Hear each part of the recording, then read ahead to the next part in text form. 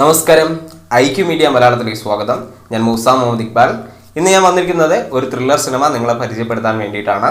ഒരുപാട് പേര് എന്നോട് ചോദിക്കാറുണ്ട് എന്തുകൊണ്ട് ഇംഗ്ലീഷ് ഭാഷയിൽ പുറത്തിറങ്ങുന്ന ത്രില്ലർ സിനിമകൾ നിങ്ങൾ പരിചയപ്പെടുത്തുന്നില്ല എന്ന്.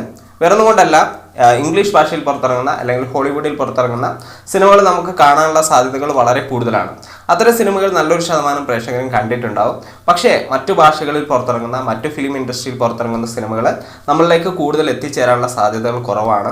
അതുകൊണ്ട് തന്നെ അത്തരം സിനിമകൾ കാണാനും അത് നിങ്ങളെ പരിചയപ്പെടുത്താനുമാണ് ഞാൻ ആഗ്രഹിക്കുന്നത്. അതിലൊരു പുതുമയുണ്ട്. പുതിയൊരു ഇൻഡസ്ട്രിയിലെ സിനിമ കാണുന്ന സമയത്ത് അവരുടെ സിനിമാ രീതികളും അവരുടെ സിനിമാ മേക്കിങ്ങും ഒക്കെ നമുക്ക് പരിചയപ്പെടാൻ സാധിക്കും. അത് എനിക്ക് വളരെ ഇൻട്രസ്റ്റിംഗ് ആയിട്ടുള്ള ഒരു കാര്യമാണ്. അത്തരം സിനിമകൾ കാണാൻ ഞാൻ കൂടുതൽ ആഗ്രഹിക്കുന്നു. അത് നിങ്ങളെ പരിചയപ്പെടുത്താൻ കൂടുതലായിട്ട് ആഗ്രഹിക്കുന്നു. അതുകൊണ്ടാണ് നമ്മൾ ഇത്തരത്തിൽ ചെയ്യുന്നത്. ഇംഗ്ലീഷ് സിനിമകൾ പിന്നീട് പരിഗണിക്കുന്നതായിരിക്കും. വീഡിയോ ഇഷ്ടമാണ് ലൈക്ക് ചെയ്യുക, നിങ്ങളുടെ അഭിപ്രായങ്ങൾ കമൻറ്റ് ചെയ്യുക. നമ്മുടെ ചാനൽ ഇഷ്ടമാണെങ്കിൽ ദയവേത് സബ്സ്ക്രൈബ് ചെയ്യുക. അതോടൊപ്പം തന്നെ ബെൽ ബട്ടൺ ഇനാബിൾ ചെയ്ത് നോട്ടിഫിക്കേഷൻ ലഭ്യമാക്കാൻ ശ്രമിക്കുക. ഇന്ന് പരിചയപ്പെടുത്താൻ പോകുന്നത് 2011 നോർവീജിയൻ ഭാഷയിൽ പുറത്തിറങ്ങിയുള്ള ഒരു സിനിമയാണ്. നോർവീജിയൻ ഭാഷ മലയാളികൾക്ക് മനസ്സിലാവാത്തൊരു ഭാഷയാണ്. അതുകൊണ്ട് തന്നെ ഇതിൻ്റെ മലയാള സബ് ടൈറ്റിൽ നിങ്ങൾക്ക് ഉപയോഗപ്പെടുത്താം. എംസോൺ എന്ന് പറഞ്ഞ സൈറ്റിനകത്ത് ഇതിൻ്റെ മലയാള സബ് ടൈറ്റിൽ ലഭ്യമാണ്.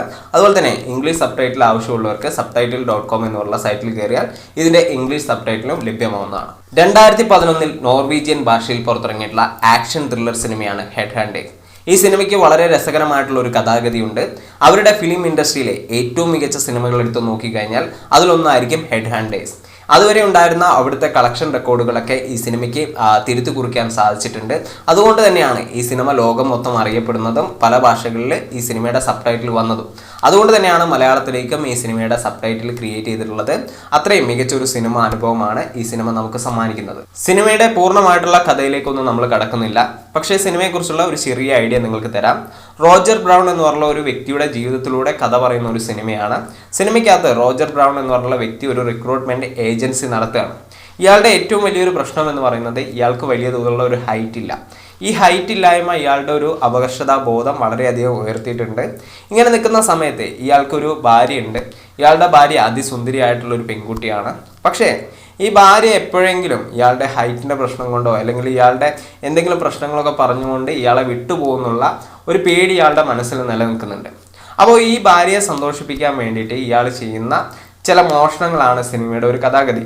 മോഷണം ഭാര്യയ്ക്ക് വേണ്ടി നടത്തുന്നതല്ല, ഇവർക്ക് വേണ്ടിയിട്ട് പല സാധനങ്ങൾ വാങ്ങിക്കൊടുക്കാൻ വേണ്ടിയിട്ട്, പണം സമ്പാദിക്കാൻ വേണ്ടിയിട്ട് നടത്തുന്ന മോഷണം നടത്തുന്നത് വലിയ തോതിലുള്ള പൈസയും കാര്യങ്ങളൊന്നുമല്ല, കുറച്ച് പിക്ചേഴ്സും കാര്യങ്ങളൊക്കെയാണ്. അതായത് വലിയ തോതിൽ വില വരുന്ന ചിത്രങ്ങളൊക്കെ ഇയാൾ മോഷ്ടിക്കും. അത് കൊണ്ടുപോയി വിറ്റിട്ട് ഇയാൾ ആ പൈസ കൊണ്ട് ഇയാളുടെ ഭാര്യയ്ക്ക് പല സാധനങ്ങളും വാങ്ങിച്ചു കൊടുക്കുന്നു. പക്ഷേ ഇതിനിടയ്ക്ക് ഇയാളുടെ ഭാര്യയുടെ ഒരു സുഹൃത്ത് ഇയാളെ പരിചയപ്പെടുന്നു. അതിനുശേഷം ഇയാളുടെ ജീവിതത്തിൽ ഉണ്ടാകുന്ന പ്രശ്നങ്ങളും അതെങ്ങനെ ഇയാൾ അതിജീവിക്കുന്നു എന്നാണ് സിനിമയിലൂടെ പറഞ്ഞു പോകുന്നത്. സിനിമയിലെ പോസിറ്റീവ് വശങ്ങൾ എടുത്തു നോക്കിക്കഴിഞ്ഞാൽ സിനിമ വളരെ ത്രില്ലിംഗ് ആയിട്ടാണ് കഥ പറഞ്ഞു പോകുന്നത്. എവിടെ ലാഗും കാര്യങ്ങളൊന്നും സിനിമയ്ക്കകത്ത് അനുഭവപ്പെടുന്നില്ല. പിന്നെ സിനിമയ്ക്ക് വലിയ ദൈർഘ്യമൊന്നുമില്ല. 102 മിനിറ്റ് മാത്രമേ സിനിമയുടെ ദൈർഘ്യമുള്ളൂ. അതായത് 1 മണിക്കൂർ 40 മിനിറ്റ് കൊണ്ട് സിനിമ അവസാനിക്കും. അതുകൊണ്ട് തന്നെ കാഴ്ചക്കാരന് മടുപ്പില്ലാതെ കഥ പറഞ്ഞു പോകാൻ സിനിമയ്ക്ക് സാധിക്കുന്നുണ്ട്. സിനിമയുടെ ഒരു പോരായ്മയായിട്ട് തോന്നിയിട്ടുള്ളത് ഫാമിലി ആയിട്ടൊന്നും കാണാൻ പറ്റാത്തൊരു സിനിമയാണ്. കുറച്ച് സെക്ഷൽ ആയിട്ടുള്ള രംഗങ്ങളൊക്കെ സിനിമയ്ക്കകത്ത് ഉൾപ്പെടുത്തിയിട്ടുണ്ട്. അത് മാത്രമാണ് എനിക്കൊരു പോരായ്മയായിട്ട് തോന്നിയിട്ടുള്ളത്. സിനിമ എന്തുകൊണ്ട് നിങ്ങൾ കാണണമെന്ന് ചോദിച്ചാൽ സിനിമ നിങ്ങൾക്കൊരു നല്ല ത്രില്ലർ അനുഭവമായിരിക്കും. അതുപോലെ തന്നെ ഒരുപാട് ആക്ഷൻ രംഗങ്ങളൊക്കെ സിനിമയ്ക്കകത്തുണ്ട്. അതൊക്കെ നല്ല രസകരമായിട്ട് ഒരുക്കിയിട്ടുണ്ട്. പിന്നെ പുതിയൊരു ഭാഷയിലുള്ള സിനിമയാണ്. അപ്പോൾ ആ സിനിമ ഇൻഡസ്ട്രിയെക്കുറിച്ചും അവരുടെ മേക്കിങ്ങിനെ കുറിച്ചൊക്കെ നിങ്ങൾക്ക് പഠിക്കാൻ സാധിക്കും. നല്ല രസമായിട്ട് കണ്ടിരിക്കാൻ പറ്റുകയും ചെയ്യും.